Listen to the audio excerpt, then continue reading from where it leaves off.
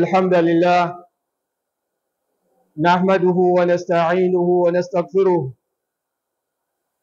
ونعوذ بالله من شرور أنفسنا ومن سيئات أعمالنا إنه من يهدي الله فلا مضل له ومن يضلل فلا هادي له أشهد أن لا إله إلا الله وحده لا شريك له وأشهد أن محمدا عبده ورسوله صلى الله عليه وعلى آله وصحبه أجمعين. اليوم يوم 19 من شهر ذي الحجة عام 1444 الموافق اليوم 7 من شهر يوليو عام 2023. فموضوع الخطبة في جامع سارة بنت عبد العزيز العريفي في مدينة وشارع ولاية روبو نيجيريا هو وقفات ووصايا مع إخواننا الحجاج. عباد الله، أسأل الله سبحانه وتعالى أن ينفعني وإياكم بهذه الوصايا والوقفات إنه على ذلك قدير، وأسأله سبحانه وتعالى أن يتقبل من إخواننا الحجاج صالح الأعمال.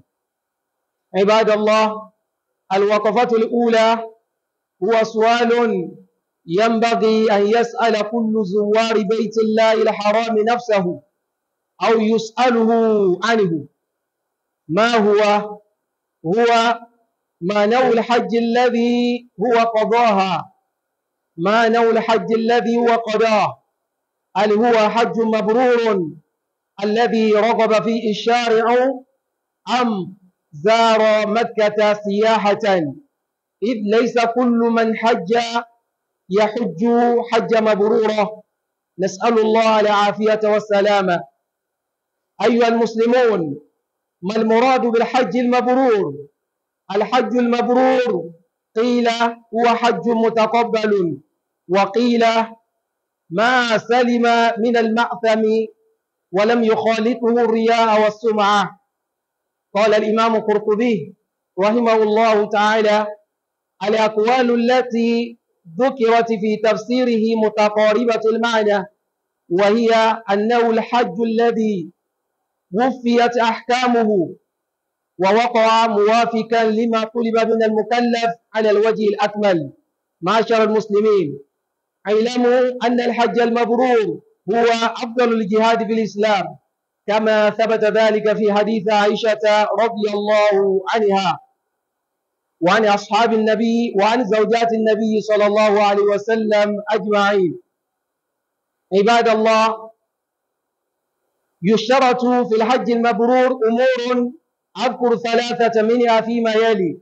الأول، أن يكون الحج خالصا لوجه الله تعالى، فلا يحج ليقال إنه حاج، وهذا يتوقع في بعض من رجع من الحج، وهذا يتوقع في بعض من رجع من الحج متظاهرين بألبسة وشروط تخصهم التي ما أنزل الله بها من سلطان. الشرط الثاني عباد الله، أن يكون الحاج موافقا لهدي النبي صلى الله عليه وسلم. يقول المصطفى صلى الله عليه وسلم: خذوا عني مناسككم. الشرط الثالث عباد الله، أن يكون الحاج من مال الحلال. قال صلى الله عليه وسلم: إن الله تعالى طيب لا يقبل إلا طيبا. وقال شاعر: إذا حججت بمال أصله دنس فما حججت ولكن حجت العير. عباد الله، كل ما قال شاعر. عباد الله، الوقفة الثانية، ماذا استفدت من الحج أيها الحاج؟ ذكر العلماء أن الذي يتقبل الله حجه يرجى له بعد خصال منها ما يلي: تكفير ذنوبه والعودة كيوم ولدته أمه، كما ثبت ذلك في الحديث. الثاني من الخصال الذي يرجى من الحج المقبول هو زيادة تقوى الله سبحانه وتعالى الذي هو تحقيق فريضة الحج. يقول الله سبحانه وتعالى: الحج أشهر معلومات فمن فرض فيهن الحج فلا رفث ولا فسوق ولا جدال في الحج ومن تفعل من خير يعلمه الله وتزودوا فإن خير الزاد التقوى واتقون يا أولي الألباب. عباد الله، من هذه الخصال تحسين العبادات والأخلاق والمعاملات بعد الحج. الوقفة الثالثة: ماذا بعد الحج أيها الحجاج؟ يجب عليك بعد الحج الاستمرار على طاعة الله والدعاء على الثبات والتحذير عن المنهيات والمنكرات، لأن من علامات قبول حجك أن تجد حالك في العبادة والعمل الصالح أحسن وأفضل ممن كنت عليها قبل الحج. أسأل الله تعالى أن يكون حجكم مبرورا وسعيكم مشكورا وأعمالكم متقبلة، وأسأله سبحانه وتعالى أن يرزقني وإياكم حج بيته مقبولين. الوقفة الأخيرة هو ما حكم الشارع في بعض الأمور المتعلقة بالحج من الحفلات وطلب الدعاء عنده وتعيينه يوما لزيارة المسجد جماعة وغير ذلك. سنتكلم على هذه الأشياء في الخطبة الثانية بإذن الله تعالى. أقول ما تسمعون واستغفر الله لي ولكم ولسائر المسلمين من كل ذنب فاستغفروه إنه هو الغفور الرحيم. الحمد لله وأشهد أن لا إله إلا الله وحده لا شريك له وأشهد أن محمدا عبده ورسوله. adúpẹ́ fún Ọlọ́run Ọba Allah subhanahu wa ta'ala, ajẹ́rìí pé kò sí ọba tí ìjọsìn tọ́ sí ní òdodo àyàfi Ọlọ́run Ọba Allah. Bákan náà ajẹ́rìí pé Ànábì Muhammad sallallahu alayhi wa alihi wa sallam ẹrúsìn Ọlọ́run ni wọ́n jẹ́, òjíṣẹ́ Ọlọ́run Ọba Allah ni Ànábì ń ṣe. Àbí Allah subhanahu wa ta'ala kó bá ṣàlékún ìkẹ́ tí ó pọ̀ fún Ànábì, Ọlọ́run bá kí àwọn ará ilé wọn àtàwọn sàhábà, Ọlọ́run mọ́sá kẹ́ ẹnì kọ̀ọ̀kan wa náà kó bá wọn tí ó kẹ́ pẹ̀lú Ànábì sallallahu alayhi wa sallam. Ní òní tí ń ṣe ọjọ́ ọ̀kàndínlógún tí ń ṣe 19 nínú oṣù Dhul-Hijjah tí hijira Ànábì Muhammad sallallahu alaihi wasallam tó di 1444, eléyìí tó ń ṣe dédé oṣù ojú ayé tí ń jẹ́ ọjọ́ ẹlẹ́ẹ̀keje nínú oṣù ẹlẹ́ẹ̀keje ní 2023. èyí tí ó máa jẹ́ ìrántí Ọlọ́run fún wa òun náà ni ìmọ̀ràn tí a gba àwọn ọmọ ìyá wa tí wọ́n lọ sí hajj.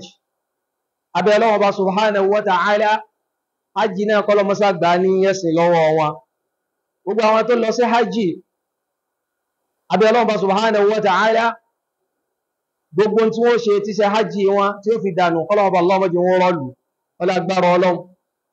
Ibadallah, nínú eléyìí tí a rí gbọ́ nínú ọ̀rọ̀ àwọn àfẹ́sìn òun náà ni pé kìí ṣe gbogbo ẹni tó bá lọ sí hajj lọ́lọ́run gba hajj lọ́wọ́ ẹ̀.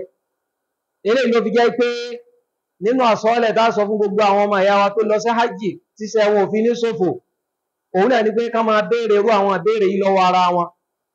Alákọ̀ọ́kọ́ ń bẹ̀ òun náà ni pé gbogbo ẹni tó lọ sí hajj kó kọ́kọ́ béèrè lọ́wọ́ ara rẹ̀ wípé ṣé hajj mabrúrù ni mo lọ. Kí ni wọ́n ń pè ní hajjul mabrúrù? Hajjul mabrúrù yìí ẹ̀sìn Ọlọ́run Ọba Allah jẹ́ oyé wa gẹ́gẹ́ bó ṣe wà nínú hadith ya wa Aisha wípé afdalul jihad hajjul mabrúrù.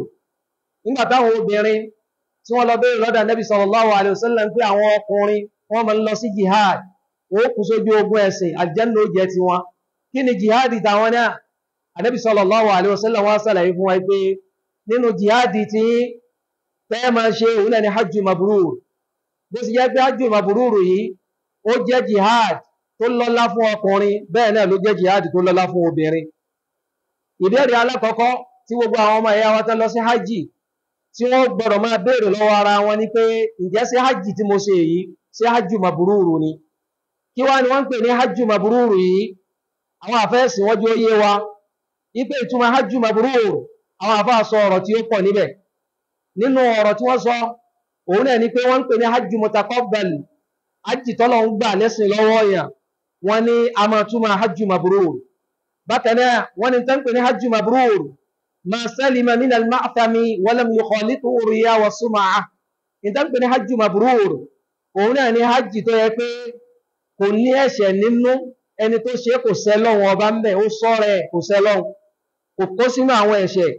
Bákan náà kò ṣe hajji yẹn torí kárí ni, bákan náà kò ṣe hajji yẹn torí ká gbọ́ ni. Imam Qurtubi ṣàlàyé pé gbogbo àwọn ìtumọ̀ tí àwọn àfáà tí wọ́n sọ lórí ọ̀rọ̀ hajju mabrur yìí, ìtumọ̀ yóò takora wọn, wọ́n ní ìtumọ̀ tó súnmọ́ra wọn ni. Ipe ń tán pè ní hajju mabrur òun náà ni pé ma wufiyat ahkamuhu, wọ́n ní gbogbo nǹkan tí òfin hakase hajji bá ti pé ń bẹ̀, hajji téèyàn bá ṣe tó pé májẹ̀mú hajji, orígun hajji ó pé, gbogbo àwọn iṣẹ́ tó yẹ kéèyàn ó ṣe téèyàn bá ti ṣe ń bẹ̀, wọ́n ní hajju mabruru nìyẹn o. wọ́n ní wa waqa'a muwafiqan lima quliba min al-mukallaf ala al-wajhi al-akmal, wọ́n ní gbogbo ẹni tó bá ti ṣe hajji rẹ̀ tó dá Ọlọ́run lóhùn, gbogbo ń tọ́lọ́run ní ó ṣe ló ṣe, gbogbo ń tá Nabi sallallahu alaihi wasallam ní ó mójútó ló mójútó. Irú ẹni yìí la sọ pé hajji rẹ̀ hajju mabruru ni, hajji tọ́lọ́run ọba Allah gbà ni. Ma'ashara al-muslimin, anna ilamu anna al-hajj al-mabrur afdalu jihadi fil islam. Ẹ jẹ́ á lọ mọ̀ pé bẹ́ẹ̀ bá lóun fẹ́ jagun sójú ọ̀nà Ọlọ́run ọba Allah, nínú àwọn ogun míì tá a máa ń jà tá a máa fi ń súnmọ́ Ọlọ́run, kò la ọkọ̀ lọ́wọ́, kò la ìbọn lọ́wọ́, òun náà ní ká ṣe hajji tó lálàáfíà. Ìyàwó Aisha náà ṣàlàyé eléyìí gẹ́gẹ́ bá ṣe sọ síwájú. Làwọn àfáàbí wá ṣàlàyé fún wa pé hajju mabruru tá ń sọ yìí, wọ́n ní àwọn májẹ̀mú kan wà ń bẹ̀ tó yẹ pé gbogbo ẹni tó ṣe hajji kó chẹ́ẹ̀kì ara rẹ̀.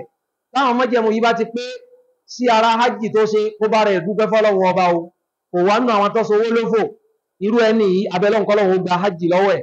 Àwọn táwọn ṣe bárabàrá tí ò bọ́ sí iná abẹ́lọ́run ọba Allah kọ́lọ́run mọ́sà sí wọn níyè, kọ́lọ́run jẹ́ wọn ó lè túbá, ọlá agbára Ọlọ́run kó wá fún wọn ní hajji tọ́lọ́run ó gbà, kọ́lọ́run fún wọn ṣe, ọlá agbára rẹ̀ ọlọ́rúkọ ẹ̀. Àwọn àfáàjò yìí wáyé pé alákọ̀ọ́kọ́ hajji tọ́lọ́run ọba Allah gbà lọ́wọ́ yẹn, òun náà ni hajji tẹ́yẹ bá ṣe ń torí tọ́lọ́run ọba Allah subhanahu wa ta'ala. Wọ́n ní hajji tẹ́yẹ ṣe ń torí tọ́lọ́run yìí tí ò ní kárí ni nínú. Inú àwọn hajji tí máa ń ní kárí ni nínú, ìmọ̀ sábà ń ṣẹlẹ̀ ńlẹ̀ Yorùbá wa yìí, òun náà ni kéèyàn ó darí hajji dé kó wá kan yín Mẹ́kà, àbó darí hajji dé kó máa dé sábàkà káàkiri, àbí kéèyàn ó darí hajji dé kó wá gbé àwọn májẹ̀mú kankalẹ̀ bí àwa o tá bá lọ sí hajji o, ní ti lọ kírun mọ́sálásí.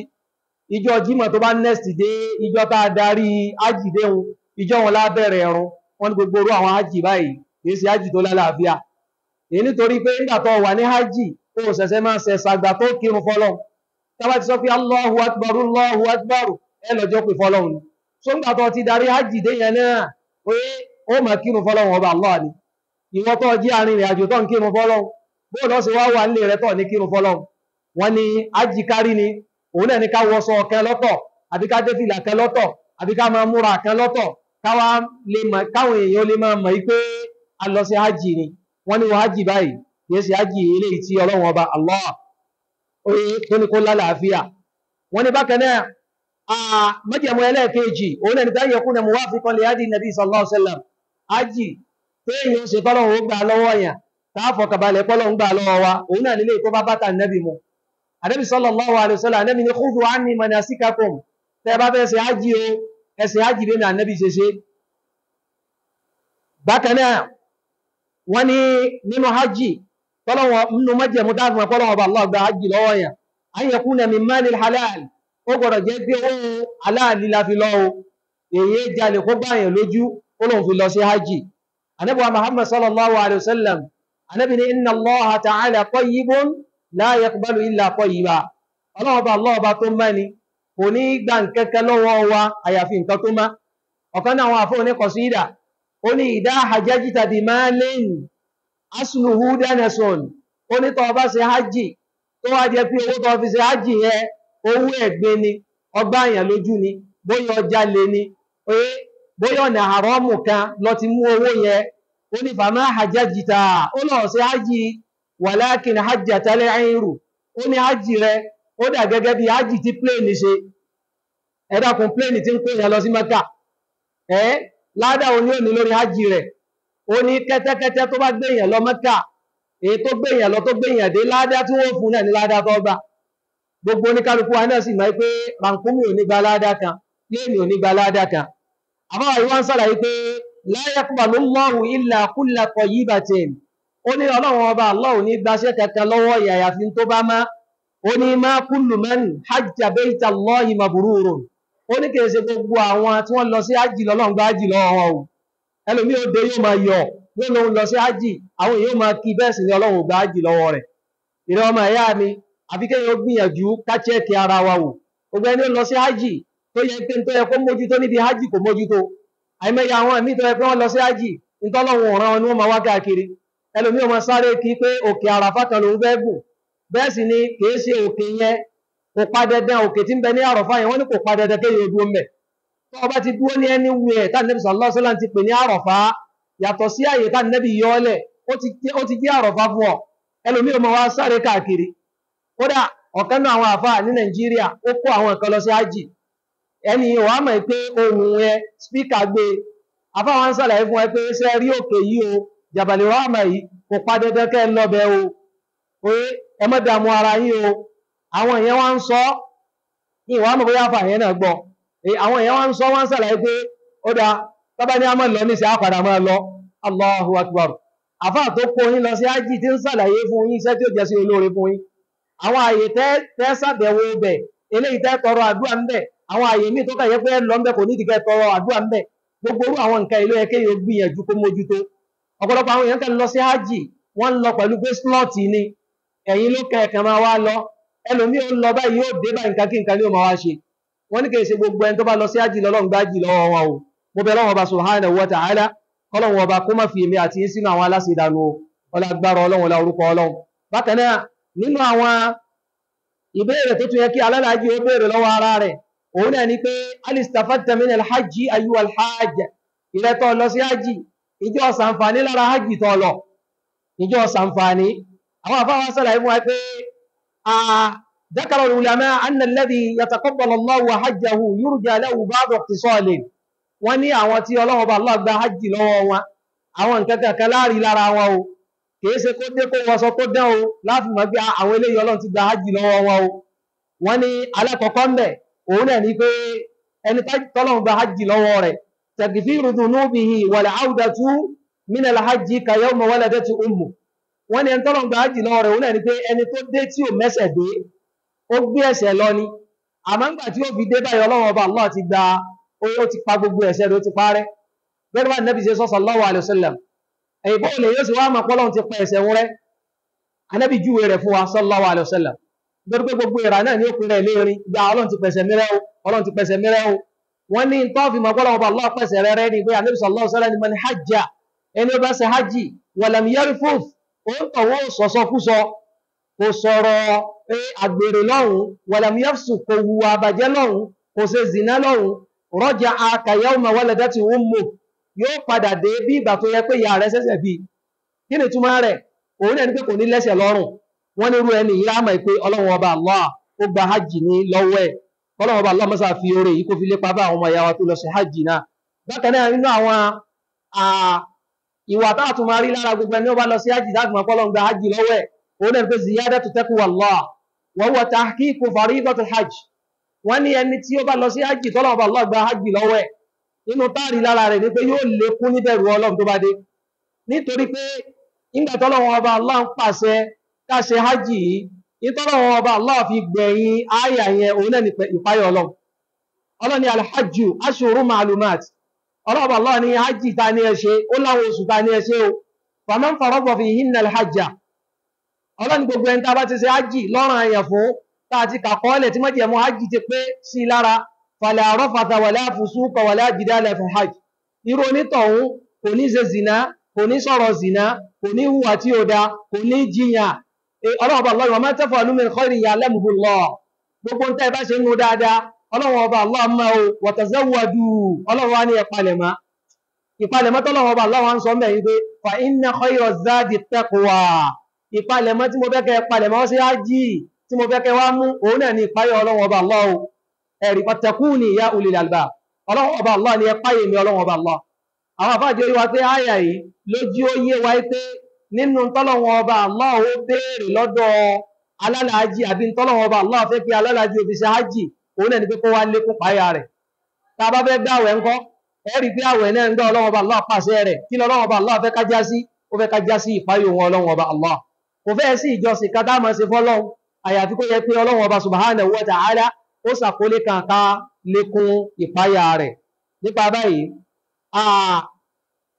nínú ìtàtùbá àwọn tó jẹ́ bí alálàájì dátùbá wọn sọ òun náà ni pé kálálàájì ó bèèrè lọ́wọ́ ara ẹ̀ pé madha ba'da al-hajj, hajji mo lọ yìí o, kí ló ṣẹ́kù fún mi tó yẹ kí n ṣe?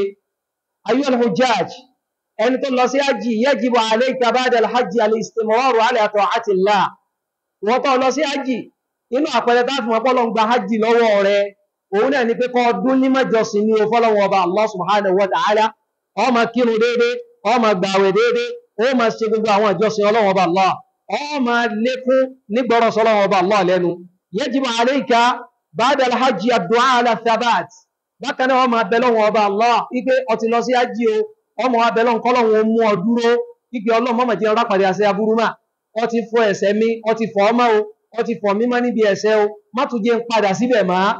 wọ́n ní tálálàájì gbọ́dọ̀ gbìyànjú láti mójútó nìyẹn. bákan náà wat-ta'dhiru 'anil manhiyati wal munkarat. alálàájì inú ẹni tó yẹ kó máa sá fún èèwọ̀ Ọlọ́run ju alálàájì jẹ́ kan.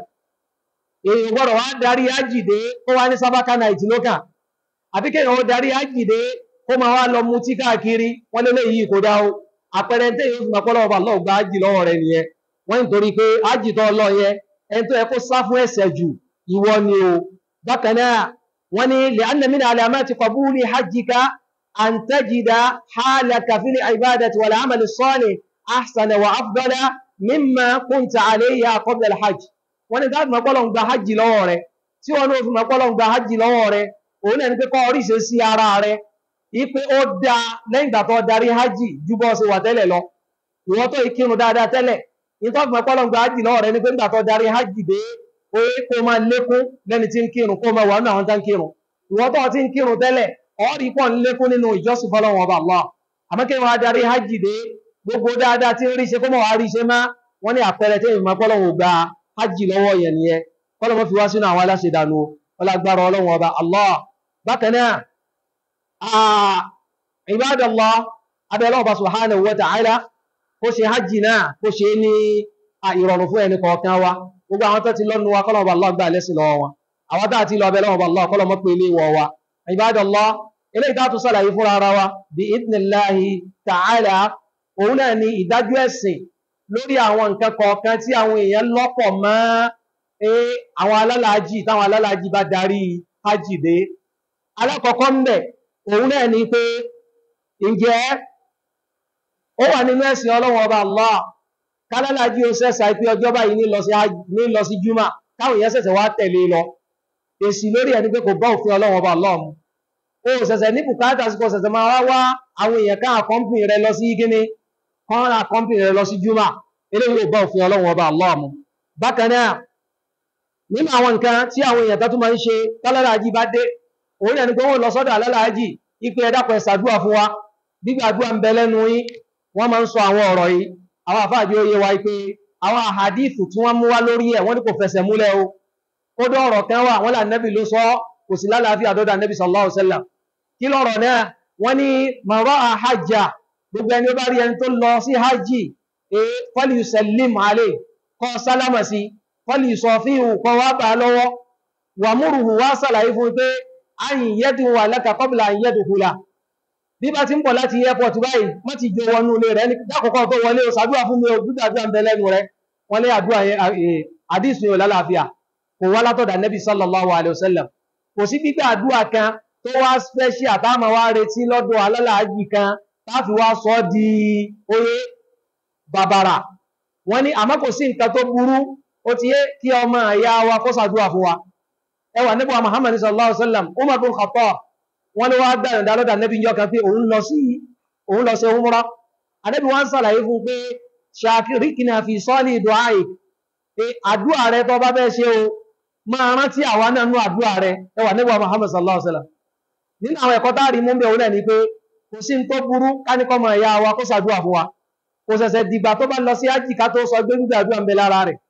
kó rà nẹ́bí sọ fún sallallahu alaihi wasallam pé nínú àwọn àdúà tí máa ń gbà jù òun náà làdúà tá a bá tọrọ fọ́mọ ìyá wa. so nípa báyìí wọ́n ní kó bàbàrà fálálàájì kásẹ̀ wàá sọ fún pé bóyá pé yá máa wá ṣàdúrà kan fún wa á wàá sọ ọ́ dọba wọ́n ní kò sí ẹ̀rí tí ó fẹsẹ̀ múlẹ̀ ní lórí ẹ̀ àtàwọn àdífù míì tó jẹ́ bí àgbélẹ̀rọ. Bákan náà nínú bá tún sàlàyé insha Allah ta'ala òun náà ní pé ǹjẹ́ ó tọ́ nínú ẹ̀sìn Ọlọ́run ọba Allah ká máa ṣayẹyẹ ipe alálàájì darí dé àjọyọ̀ àbọ̀dé Mẹ́kà àbí before kó tó lọ sí kíni kó tó lọ sí Mẹ́kà. Ọ̀rọ̀ àwọn àfáà lórí eléyìí òun náà ní pé kò sí tó burú nínú ẹ̀sìn Ọlọ́run ọba Allah bóyá hajj lèyàn lọ ni àbí lúmi iná lọ ni ọ̀sẹ̀ ìrìn àjò ọwá darí dé kọ́ wá dáná fáwọn èèyàn kan wá bọ́ jẹ wọ́n ní kò sí tó burú nínú ẹ̀sìn Ọlọ́run. Nítorí pé wọ́n lànà bọ́ Muhammad sallallahu alaihi wasallam nínú àdífà fáwà Jábìr wọ́n lànà sallallahu alaihi wasallam nígbà wọ́n darí dé wọ́n wọnú Madina Ànábì sallallahu alaihi wasallam wọ́n pe àwọn èèyàn jọ wọ́n pa ràkúnmí fún wọn nínú ẹgbà wá mi wọ́n ní màálù lànà sallallahu alaihi wasallam lànà pa fún wọn.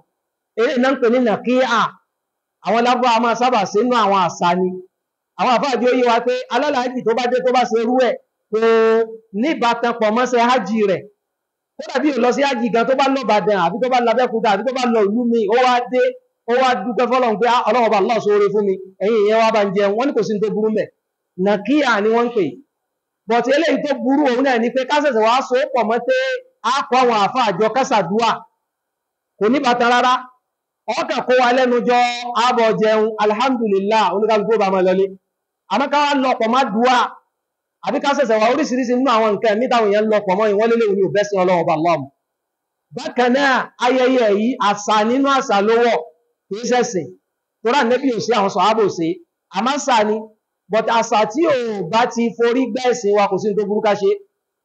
Wọ́n pè kan náà ní wàkírọ̀ wípé èèyàn parí ilé nínú àwọn ayẹyẹ tẹ́sìn Ọlọ́run ọba Allah ní alébára wa jẹ náà ni wípé mo parí ilé nísìn mo kọ́lé mi mo wá parí rẹ̀ mo wá dání mo wá pa àwọn èèyàn pé wá bá ń jẹun wọ́n ní kò sí tó burú mẹ́ta lọ bá wọn jẹun oúnjẹ táà ní lọ bá wọn jẹun náà ni pé tó bá lọ jẹ́ pé ẹni tó pa ẹran yẹn ó pa nítorí pé inú ilé mi yìí orí ilé gbé àyàfi kí n pẹran kí n tó wọ bẹ̀ ẹran òsà nìyẹn ló pa àmọ́ pa pẹ̀lú pé fi dúpẹ́ fọ́lọ́run ọba Allah wọ́n ní kò sí tó burú mẹ́ a jẹ́ pé àjọyọ̀ before kí alálàájì o tó lọ sí hajj ni àbódarí hajj dé wọ́n ní kò sí tó burú bẹ̀ nínú ẹ̀sìn Ọlọ́run ọba Allah kásẹ̀rú ayẹyẹ bẹ́ẹ̀ àmọ́ kò ní ní májẹ̀mú pé bóyá báyìí láṣe ṣe bóyá dúà láṣe àbíjọ́ méje ni àbí 41 days ni àbí àṣẹ̀ṣẹ̀ máa wá káàkiri gbogbo ará àdúgbò káfílẹ̀ máa pé èèyàn darí hajj dé wọ́n lélẹ̀ ní ọba ẹ̀sìn Ọlọ́run ọba Allah mu mo bí Ọlọ́run ọba subhanahu wa ta'ala fún gbogbo àwọn ọmọ ìyá wa tí wọ́n lọ sí hajj náà kọ́lọ̀ ọba subhanahu wa ta'ala